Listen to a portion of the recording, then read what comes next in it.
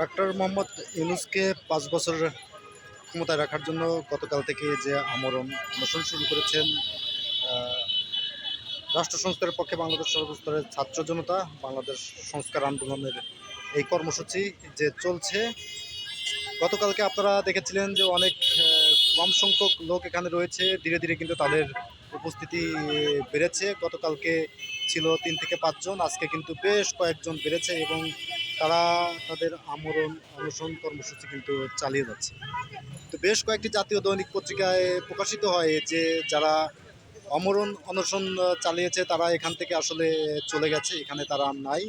তবে এখানে সরাসরি এসে যে জিনিসটা দেখা যাচ্ছে সেটা হচ্ছে যে তারা আজকেও তাদের সেই অবস্থান কর্মসূচি চালু রেখেছে এবং ধীরে ধীরে কিন্তু এই সংখ্যা বাড়ছে, তাদের এই সংখ্যা ধীরে ধীরে বাড়ছে।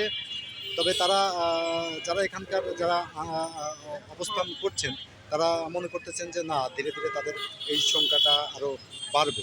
তো আমরা একটু সরাসরি একজন অনশন যে রয়েছেন, অনশনরত অবস্থায় যারা রয়েছেন তাদের সাথে একজনের সাথে কথা বলি।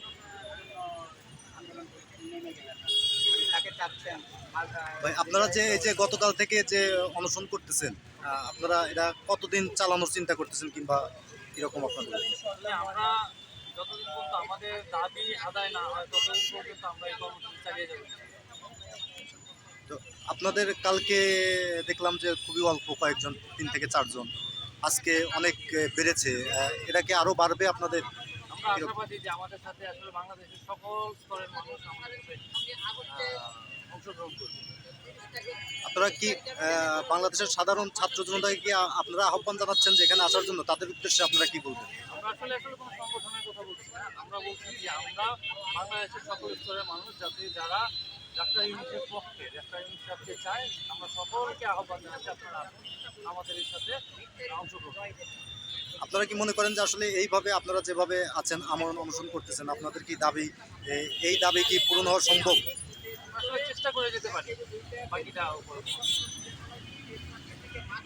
তো আমি এখানে যে অনশন করতেছে সেই একজনের সাথে আমি একটু কথা বললাম এবং তাদের অনুভূতি জানার চেষ্টা করলাম। তারা থাকবে এখানে এবং বাংলাদেশের যে অবমান সাধারণ ছাত্র জনতা রয়েছেন তিনি তাদেরকেও আহ্বান জানাচ্ছেন তাদের এই কর্মসূচিতে অংশগ্রহণ করার জন্য।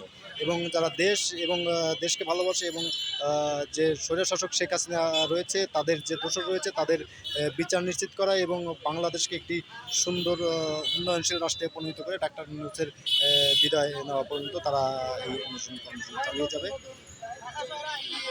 ভিডিওটি যাদের ভালো লাগলো অবশ্যই লাইক, কমেন্ট এবং শেয়ার করুন।